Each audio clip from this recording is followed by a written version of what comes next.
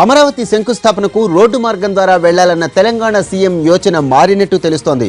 భద్రతా కారణాలు, ట్రాఫిక్ ఇబ్బందుల కారణంగా ఆయన హెలికాప్టర్లో వెళితేనే మంచిదని అధికారులు భావిస్తున్నారు. దీనిపై తెలంగాణ డీజీపీ సమీక్ష నిర్వహించారు. దీనికి సంబంధించిన మరిన్ని వివరాలు మా ప్రతినిధి శర్మ అందిస్తారు. శర్మ, చెప్పండి, కేసీఆర్ అమరావతికి వెళ్లే మార్గంపై మారినట్టు కనిపిస్తోంది. దీనికి సంబంధించిన డీటెయిల్స్ ఏంటి?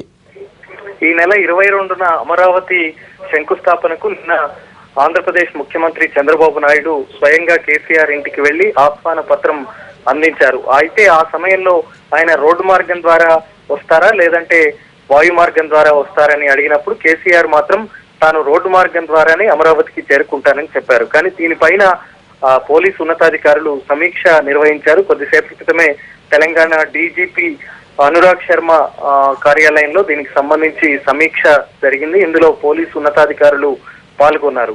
కేసీఆర్ రోడ్డు మార్గం ద్వారా వెళితే గనక చాలా ఇబ్బందులు తలెత్తుతాయి. ఎందుకంటే భద్రతాపరమైనటువంటి అంశం, అలాగే ట్రాఫిక్ ఇబ్బందులు ఎక్కువగా ఉండేటువంటి అవకాశం ఉన్న నేపథ్యంలోనే ఆయన హెలికాప్టర్ లో వెళితేనే మంచిదనేటువంటి అభిప్రాయానికి అధికారులు వచ్చారు. సూర్యాపేటలో 21 రాత్రి ఆయన అక్కడ బస చేస్తారు. తెల్లవారి ఉదయం 10 గంటల ప్రాంతంలో ఆయన సూర్యాపేట నుంచి హెలికాప్టర్ ద్వారా అమరావతికి చేరుకుంటారు. అక్కడ కేవలం 5 హెలిప్యాడ్లు విఐపీలకు, కేవలం 4 హెలిప్యాడ్లు మాత్రం ప్రధాని నరేంద్ర మోడీకి కేటాయించారు. అక్కడ ఏర్పాట్లు కూడా జరిగాయి.